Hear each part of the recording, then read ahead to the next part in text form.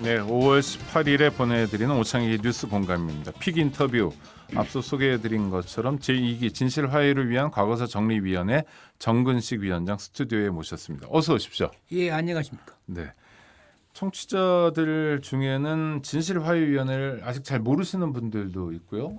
그럴 텐데 일단 진실화해위원회 소개부터 짧게 해주신다면. 예, 한국 현대사에서 가장 큰 비극이었던 한국 전쟁 그리고 권위주의 통치기에 발생했던 다양한 인권 침해 사건들의 진실을 밝히고 화해를 모색하고 나아가서 국민적인 통합을 기하려고 하는 그런 독립적인 국가기구입니다.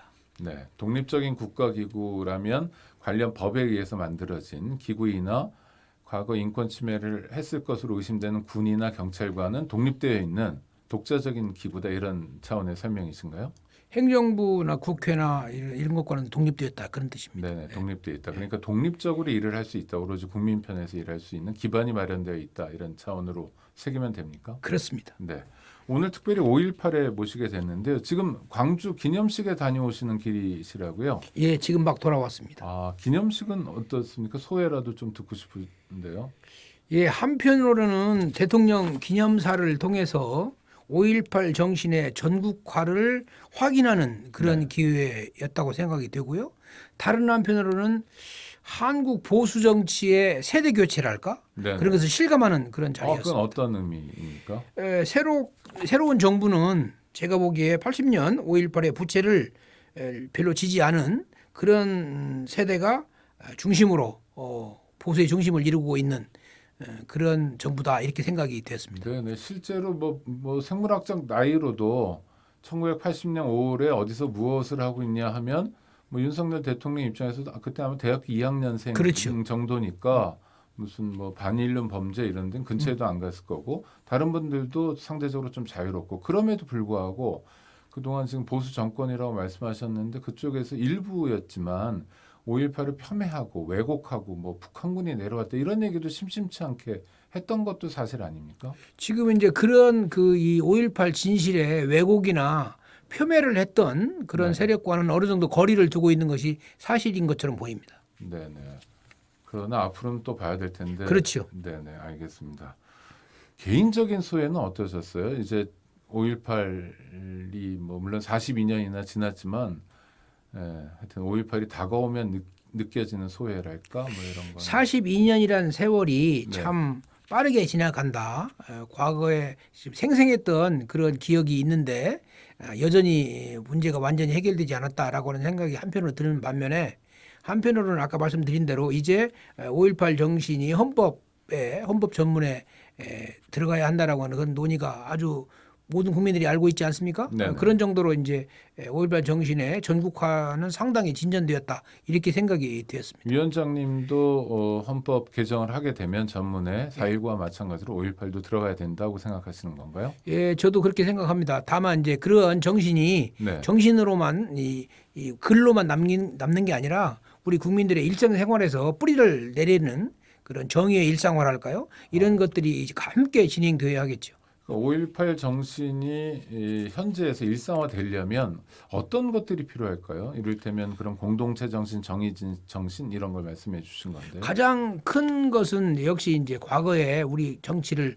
이끌어왔던 양극화와 이념적 분열 이런 것들을 극복을 하고 기본적인 그 상식 수준에서 모든 국민들이 생각할 수 있는 그런 양식의 회복이랄까요? 상식의 네. 회복이랄까? 이런 것이 가장 중요한 것이라고 생각합니다. 네네. 과거사 정리위원회 위원장이신데 어떤 분들은 그런 질문을 던질 수도 있을 것 같아요. 지금 먹고 살기도 바빠 죽겠는데 무슨 과거냐? 왜 자꾸 과거를 들쑤시냐? 라는 반응도 가끔은 있을 것 같은데요. 그럴 때 뭐라고 얘기해 주면 좋을까요? 아주 과거사가 단적으로 말하면 이제 와서가 아니라 네. 이제라도라고 되어야죠. 이제라도. 네. 비록 늦었지만 이제라도 그런 과거의 아픔을 씻고 나가는 것이 미래를 위해서 훨씬 더 좋다. 이렇게 생각하고 있습니다. 네. 그 과거사 정리위원회가 1기 활동을 했고 또 2기 활동을 하는 건데요. 지금 뭐 진정 접수들이 쭉 되어 있는 거죠? 그렇죠. 지금까지 약 14,000건, 그렇게 16,000명 많습니까? 정도가 신청을 했습니다. 그러니까 과거에 권위주의 정부 시기나 이럴 때 국가로부터 인권 침해를 당했거나 했다는 분들이 지금도 그렇게 많이 남아 있는 건가요? 이제 주로는 여전히 이제 한국 전쟁 과정에서 네. 돌아가신 분들의 문제가 가장 큰 비중을 차지하고 있고요. 네네. 여전히 인권 침해 사건들도 해결되지 않은 것들이 계속 신청 접수가 되고 있습니다. 이를테면 어떤 게 있을까요? 이번 되게 이기- 많을 것 같지만, 네. 이기 진실화해위원회에서 가장 중요하게 생각하는 것은 과거에 아동이나 불황자라고 하는 이름의 그런 분들을 이렇게 수용해가지고 네. 강제로 수용을 하거나 불법적으로 수용을 해서 노동을 시킨다거나 형제복지원 사건 같은 거군요. 그렇죠. 네. 형제복지원 사건이나 뭐 성가망원 사건이나 네. 우리가 지난주에 진실규명 결정을 했습니다마는 서산 개척단 사건이나 이런 것들이 새롭게 부각되어 있고 새롭게 주력하고 있는 진실을 규명하기 위해서 주력하고 있는 그런 사건들입니다. 서산 지역 간척지 일대에서 있었던 서산 개척 사건이요? 개척단 사건이요? 예, 그것은 이제 1961년도 5.16 쿠데타 이후에 네. 당시에 이제 군사 정부가 자신들의 정당성을 확보하기 위해서 이른바 불황자라고 불리는 사람들을 일제 단속을 하고 전국의 여러 군데에다가 분산해서 일을 시켰죠. 그 중에 하나가 서산 지역에서 이른바 대한 청소년 개척단이라고 하는 이름으로 수용을 하고 일을 시키고 그다음에 이제 적당한 그 토지를 분배해 주겠다는 약속을 했는데 법이 만들어졌지만 거기에 따른 시행령을 만들지 않음으로써 결국은 국가가 약속을 지키지 않았던 인권 침해 사건입니다. 네. 그러니까 그냥 길거리에서 이를테면 불황아라는 사람들이 뭐 서울역 앞에 있거나 이러면 그냥 잡아다가 서산으로 보냈던 건가요? 당시에 이제 이 불황자나 이런 이른바 그 단속은 네. 실제로 부상자들도 있고요. 그냥 거리에서 길을 잃은 사람도 있고요. 네. 또는 때때로는 이제 시민들에게 폭력을 가했던 깡패라고 불리는 사람들도 있었지요. 네네. 그 사람들을 적절하게 이렇게 분류를 해서 여러 지역으로 나누기는 했지만 그럼에도 불구하고 실제로는 고아도 아닌 사람들이 또는 뭐 불황자도 아닌 사람들이 잡혀간 경우도 있고요. 아주 굉장히 다양하게 있네요. 다양하게 근데 있습니다. 고아나 불황자가 불황인이 누구냐 이거 정의도 참 말하기 어렵겠지만 설령 불황인이라고 하더라도 국가가 그렇게 잡아가서 강제 노역을 시킨 거잖아요. 돈은 줬습니까 제대로? 제대로 어떤 경우에는 이제 장흥 같은 지역의 경우에는 네. 약속대로 토지를 분배해 줬는데 네. 서산 개척단의 경우에는 약속을 지키지 않았습니다. 거기는 그러면 몇 명이나 끌고 갔습니까? 전체적으로 1,700명 정도 끌고 갔는데요. 저희들이 진실 규명을 한 것은 그보다 훨씬 더 적은 숫자입니다. 약 10분의 1 정도만 신청을 했고 그분들에 대해서 진실 규명을 일단 내렸습니다. 근데 그분들 중에는 61년 이후 사건이니까 오래돼서 돌아가신 분들도 있고 뭐 후손이 없거나 뭐 진정을 제기할 만한 당사자가 없거나 이래서 그랬겠군요. 그 서산 개척단 시절에 여러 가지 인권 침해를 받아서 돌아가신 분들도 지금 현재 묘지가 있는데요. 네. 무연고 묘지로 돼 있어서 그분들이 누군지를 잘 모르고 있는 그런 실정입니다. 네. 그러면 이제 진상규명 활동을 하는 거죠. 위원회 차원에서요. 그렇죠. 그래서 진상이 밝혀져요. 예. 국가가 뭐 그 물리력을 동원해서 정말 국민을 상대로 해서 몹쓸 짓을 저질렀다는 걸 밝혀내면 그 다음엔 어떻게 되는 겁니까? 저희 위원회는 직접적인 배보상 그 권한은 없고요. 배상이나 보상은 네. 국가가 위법한 공권력에 대해서 강제 수용을 했거나 강제 노역을 했거나 폭력 또는 뭐 사망, 강제 결혼 뭐 이런 사건들이 서산 개척단에 있었거든요. 거기에 대해서 피해자와 가족들에게 사과를 하라고 하고 네. 그다음에 명예 회복을 위한 적절한 조치를 취하라고 하는 권고를 하고 있습니다. 네, 그거는 그러니까 박정희 정권 때 일이지만 지금 진상 규명이 됐으니 지금 윤석열 정권에서라도 상관없이 하여튼 대한민국 정부가 사과해야 된다 이런 뜻이군요. 그렇죠. 일제 국가의 책임이죠. 네. 국가를 구성하고 있는 여러 부처, 정부나 또는 필요하다고 하면은 국회가 적절한 입법을 통해서 피해를 보전하는 이제 네. 그런 특별법을 제정을 해야 할 수도 있고요. 또는 이제 재판부에서는 적절한 그 피해 보상을 위한 소송을 진행을 해서 그분들의 피해를 치유하는 그런 일을 할 수 있겠죠. 보통 형사나 민사 같은 경우에 시효라는 게 있지 않습니까? 예. 그런데 이건 61년 또 62년 사건이어서 상당히 오래전 사건인데 이런 거는 시효 문제는 어떻게 되나요? 사건 발생일로부터 시효가 아니고요. 네. 저희 진실화해위원회에서 진실규명을 하고 네. 진실규명 통보를 받잖아요. 네. 그때부터 시효가 발생을 합니다. 3년이라고 하는 시효가 있습니다. 아, 그거는 저 민사적인 시효인가요? 그러니까 형사적인 문제, 민사적인 문제까지 둘 다. 포함을 해서 네. 우리 진실규명을 하면 그 진실규명일로부터 네. 3년 이내에 피해자들이 개별적으로 소송을 제기할 수 있습니다. 네, 그런 안전장치를 법률로서 만들어 주신 거네요.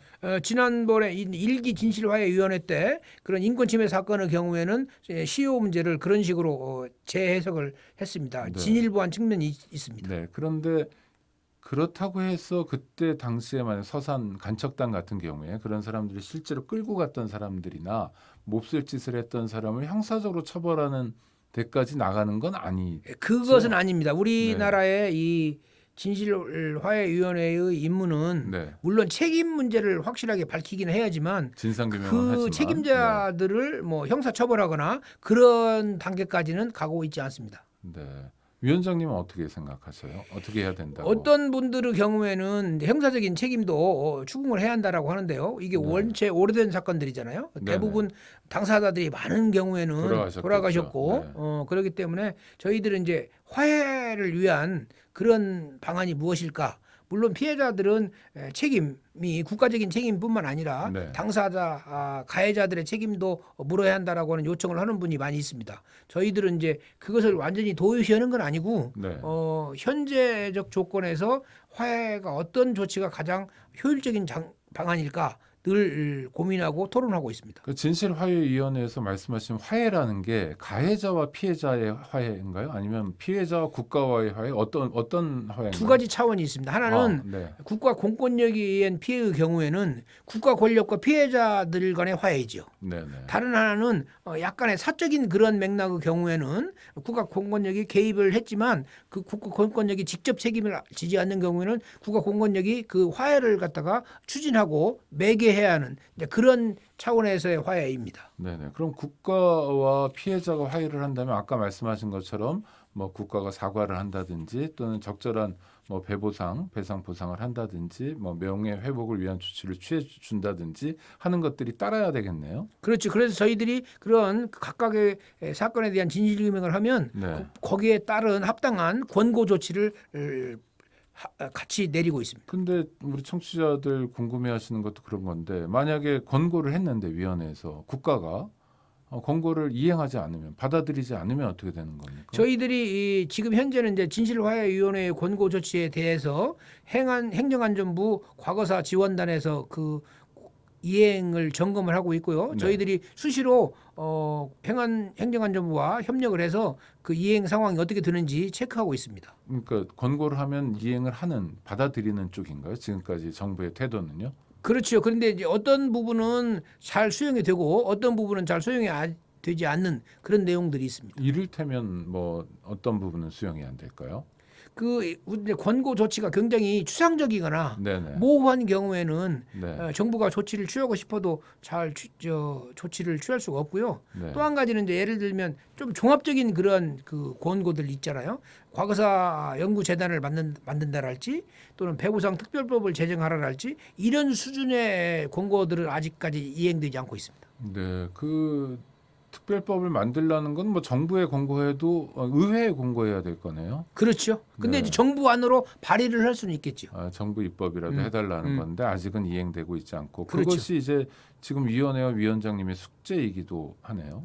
일기 진실화해위원회가 아시다시피 2010년에 종료되지 않았습니까? 네. 그 이후로 이제 쭉 그 보수 정부가 두 번 이명박 박근혜 정부요. 그렇죠. 네. 그리고 이제 문재인 정부가 있었는데 문재인 정부에서는 과거사 위원회를 다시 재개하는 데 이제 초점을 맞췄다면 새로운 윤석열 정부는 이제 그런 과거의 또는 현재의 진실화해위원회의 권고를 충실히 이행해야 하는 그런 책무가 있다고 역사적 판단하고 책무를 있습니다. 부여받고 있고 그렇죠. 뭐 그런 면에서 일정하게 기대감도 있으시겠네요. 위원장님 입장으로는. 네. 그렇죠. 이 윤석열 대통령이 당선인 시절에 그리고 오늘 이제 당선된 이후에 취임한 이후에 4.3이나 4.19나 5.18의 기념식에 참석을 해서 말씀하신 내용들을 보면 적어도 과거사 문제에 관해서는 과거의 보수 정부와는 좀 다른 행보를 하고 있는 거 아닌가 이렇게 기대를 하고 있습니다. 네, 아무래도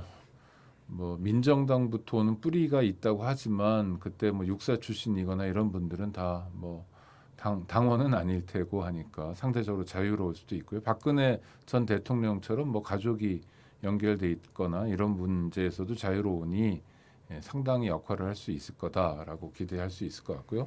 다시 원점으로 들어가서 하나 여쭤보고 싶은데 왜 지금 그러니까 이제라도 과거 문제를 다루는 건 뭐 다행스러운데 일반 과거 문제가 없는 당사자들이 아닌 일반 국민들 입장에서 이건 왜 중요한 문제여야 합니까? 사실은 이런 과거사 문제와 직접적으로 간접적으로 연결되지 않는 국민들이 거의 없습니다. 아 그렇습니까? 그런데 오랫동안 이 과거사 문제를 우리가 침묵했다 네. 또는 방치했다. 그래서 알고 보니까 우리 할아버지 일이었다 또는 우리 어머니 일이었다 또는 우리 외갓집 일이었다 이런 경우가 굉장히 많거든요. 근데 이제 과연 우리 진실 규명을 하면 그게 어떤 의미가 있겠는가 또는 뭐 과연 그 제대로 되겠는가 이런 회의적인 분들도 상당히 많았거든요. 네. 근데 이제 실질적으로 보면 이 과거의 문제에 아직도 고통을 받고 있는 분들이 상당히 많습니다. 그러니까 많은 경우에는 모르기도 했고 네. 또 어떤 분들은 알지만 그 실효성을 제대로 인식하지 않았기 때문에 지금까지 이런 과거사 문제가 방치되어 왔었다. 그래서 그런데 그럼에도 불구하고 그 고통을 받는 분들은 말은 하고 있지 않았지만 굉장히 많은 고통을 받았다라고 하는 것이 많은 국민들의 공통된 의견입니다. 네. 그런 점에서 이제는 좀 드러내놓고 정말로 민주임금 국가가 되려면 그런 과거의 고통을 씻어줘야 하는 것이 아닌가 이런 생각이 점점 커져 왔기 때문에 제2기 진실화해위원회가 출범할 수 있었습니다. 과거가 과거에서 멈춰 있지 않고 과거의 상처가 지금도 아물지 않고 곳곳에 남아 있고 어떤 면에서 사람들이 잘 몰라서 그러기도 한다는 거죠. 한국 전쟁은 그렇겠습니다. 뭐 한반도 전역에서 전쟁이 진행됐으니까요. 그러니까 근데 한국 전쟁 문제는 그렇다 하더라도 네. 아까 말씀드린 대로 여러 가지 수용 시설에서의 네. 인권 침해는 그 당사자들이 1기 진실화해위원회 때 저게 우리 일인가를 전혀 생각하지 못했어요. 아, 지금 진실화해위원회가 작동하고 있는데 우리가 거기 가서 도움을 받을 거라는 상상도 못했다. 다시 말하면 우리나라의 인권 감수성이 네. 10년 전, 20년 전에 비해서 훨씬 더 지금 높아져 있는 상태입니다. 그러니까 네. 알고 보니까 이게 인권 침해의 문제였네. 라고 하는 분들이 생겨났고 우리 문제를 갖다 해결해 주세요. 이제 이렇게 된 거지. 다시 말하면 인권 감수성의 증대가 이기 진실화해위원회를 떠받치고 있는 가장 중요한 사회적 토대다. 이렇게 말씀드릴 수 있습니다. 아주 오래된 사건을 조사하려면 뭐 인력도 중요하지만 자료도 별로 없을 것 같고 또 사람도 만나기 어려울 것 같은데 이 난관은 어떻게 뚫어가고 있습니까? 역시 가장 중요한 문제는 과거에 중요한 그 권력을 갖고 있던 권력 기구들이 네. 어느 정도 자료를 공개하느냐. 아, 군이나 경찰 이런 곳에서요? 그렇죠. 국정원이나 과거에 안보지원사령부나 또는 경찰청이나 기무사, 보안사. 이런 중요한 권력 기구들이 과거의 자료를 얼마나 국민들에게 솔직하게 공개하고 과거에 이런 잘못이 있었습니다라고 하는 것을 고백하느냐에 따라서 진실 규명의 범위와 그 심도가 달라지죠. 위원회 활동 기한은 언제까지입니까? 법적으로는 이제 조사 개시 후 3년 그리고 특별한 경우에 1년을 더할 수 있다 이렇게 되어 있기 때문에 최소로 잡으면 2024년 5월까지라고 말씀드릴 수 있습니다. 아니면 2025년 5월이고요. 그렇죠. 제 3기 위원회로 가지 않고 2기 위원회에서 과거 문제가 다 풀렸으면 좋겠고요. 그래서 우리 위원장님 말씀하신 것처럼 대한민국이 좀 민주 인권의 선도 국가가 됐으면 좋겠습니다. 하여튼 국민들 위해서 애써 주시고요. 오늘 나와 주셔서 감사합니다. 예, 열심히 하고 있습니다. 네. 예, 고맙습니다. 고맙습니다, 위원장님.